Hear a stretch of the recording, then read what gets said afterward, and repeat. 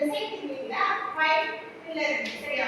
இது எங்க பாத்தீங்கன்னாலும் நம்ம காலேஜ்ல வந்து எல்லா இடத்துலயுமே இது வந்து டிசைன் திங்கிங் அப்படின்னு சொல்லிட்டு எல்லா இடத்துலயும் இருக்கு.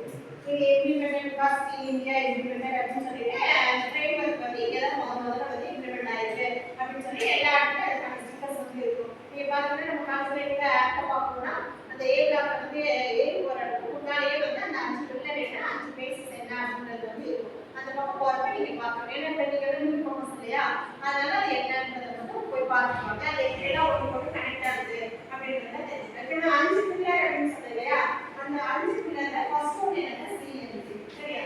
இது ஒவ்வொன்றுமே வந்து கிரியேட் இருக்கு. முதல்ல ஷார்ட்டா வந்து அந்த 5 என்னன்றதை மட்டும் பார்க்கலாம். சிஎன்சி, ரெண்டாவது வந்து சிஎஸ்சி, மூணாவது வந்து ஐஏபிசி, நாலாவது வந்து எஸ்ஆர்ஐ, சரியா? இந்த 5 பேர் வந்து நம்ம படிக்கிறதுக்கும் சரி, நம்ம ஒரு ப்ரொஃபஷனலா போறதுக்கும் சரி, எல்லா இடத்துக்குமே வந்து என்னன்னா இது வெளிப்பட்ட ஒண்ணுக்கு வந்து என்ன நடக்கும். இந்த 5 பில்லர்ல நம்ம என்ன பார்க்க போறது வந்து ஒரே ஒன்று தான் சரியா? அந்த ஒன்று என்ன ஃபர்ஸ்ட் ஒன்று இருக்கக்கூடிய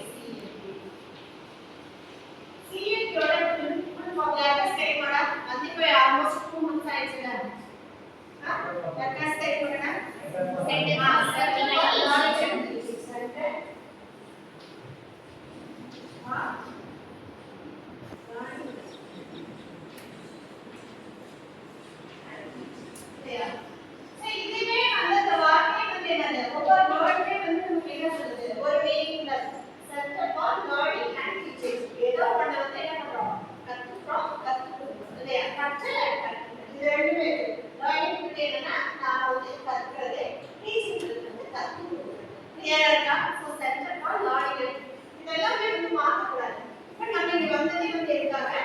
ஏதோ ஒரு விஷயத்தை வந்து படிக்கணும் அப்படின்னு இருக்காங்க. ஆமாவா இல்லையா? அதனால ப்ரொஃபஷனலா ஒரு டிகிரி தேர்ந்தெடுத்திருக்கோம், அது ரிலேட்டடா படிப்போம், அதுக்கப்புறம் அது ரிலேட்டடா நம்ம என்ன பண்ணுவோம், ஒரு ஜாப் போவோம். ஆமாவா இல்லையா? ஸோ இவ்வளோ ஒன்று வந்து என்னன்னா லேர்னிங் அண்ட் டீச்சிங். அப்போ வெறுமனே அந்த ஸ்டடீஸ்ல மட்டும்தான் இருக்கலாம். நல்லா யோசனை பண்ணி பாருங்க, லேர்னிங் வந்து ஸ்டடீஸ்ல மட்டும்தான் இருக்கலாம். இல்ல இல்ல, எவ்ரி மினிட் என்ன பண்றோம், ஏதோ ஒன்று வந்து நம்ம லேர்ன் பண்ணிக்கிட்டே இருக்கோம். ஆமாவா இல்லையா?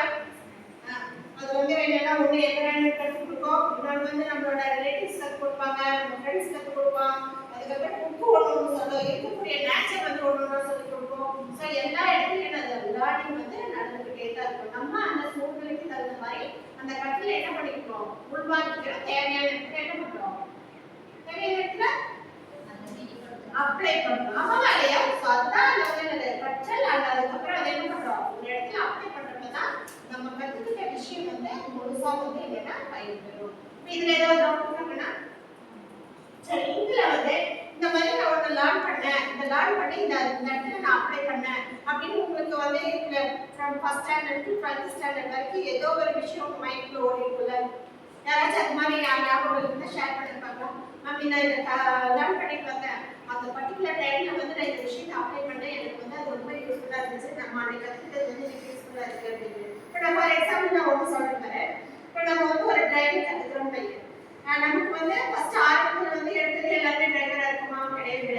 அப்போ அதை நம்ம கற்றுக்கிறோம். ஃபர்ஸ்ட் சின்ன குழந்தையா இருக்கப்ப அந்த ட்ரை சைக்கிள் ஓடுறோம், அதுக்கப்புறம் என்னன்னா சப்போர்ட்டோட வந்து என்ன பண்ணுவோம், சைக்கிள் ஓடும், அதுக்கப்புறம் அந்த சப்போர்ட்டை எடுத்துட்டு 2 வீலர் இருக்க மாதிரி சைக்கிள் ஓடும். இந்த 2 வீலர் முடிச்ச பின்னால என்ன பண்ணுவோம், கொஞ்சம் நம்ம வளர்ந்தது நம்மளுக்கு கிடைக்கிற பேலன்ஸ் வந்து என்ன பண்ணுவோம், 2 வீலர் ஓட்ட ஆரம்பிச்சோம். சரி, இந்த 2 வீலர் ஓட்ட கத்துக்கிட்டது வந்து இன்னொரு இடத்துல அப்ளை பண்ணுவோம். அங்க லேர்னிங் வந்து டிரைவிங் பத்தி லேர்ன் பண்ணனால கார் ஓட்டுறது ஈஸியா இருக்காது. ஆமாவா இல்லையா? ஒண்ணுமே தெரியாம பிளாங்கா போய் ஒரு டிரைவிங் 4 வீலர் கத்துக்கிறதுக்கும் ட்ரை சைக்கிள் ஆரம்பிச்சு அதுக்கப்புறம் 2 வீலர் சைக்கிள் ஆரம்பிச்சு அதுக்கப்புறம் 2 வீலர் முடிச்சு ஒரு 4 வீலர் கத்துக்கிறப்ப ஈஸியா இருக்குமா, ஈஸியா இருக்காது. நல்லா யோசனை பண்ணி பாருங்க.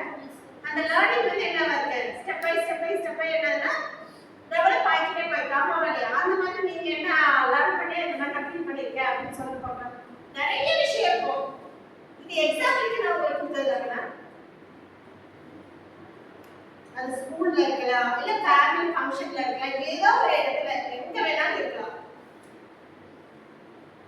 நல்லா யோசனை பண்ணி பாருங்க.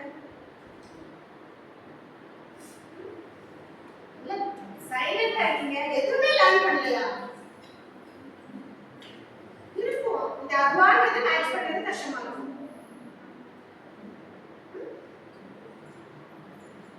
என்னடா ரொம்ப யோசிக்கிறீங்க? ஏதாச்சும் ஞாபகம் இருக்கா? சொல்ல அனிமல் எல்லாம் இல்ல இதை எப்படி சொல்லிட்டு பார்க்கலாம்.